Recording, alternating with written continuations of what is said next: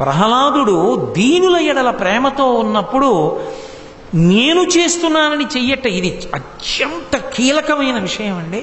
ఎందుకో తెలుసా, మనిషి పాడైపోవడానికి అవకాశం ఎక్కడుంటుందంటే, నేను వీళ్ళకి ఈ ఉపకారం చేస్తున్నానన్న అహంకారం ఉందనుకోండి మనసులో.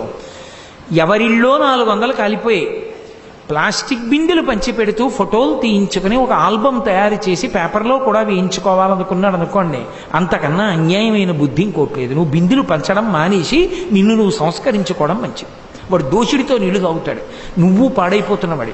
ఇవాళ అగ్ని ప్రమాదం జరిగింది, 3 ఏళ్ల తర్వాత వాడు ఐశ్వర్యవంతుడు అవ్వచ్చు, నువ్వు మాత్రం దరిద్రుడవే అవుతావు. ఎందుకో తెలుసా, ఉన్నవాడనన్న అహంకారం నీలో ఉంది, అదొక్కటి చాలు పాడు చేయడానికి. ముందు అది వదిలిపెట్టాలి.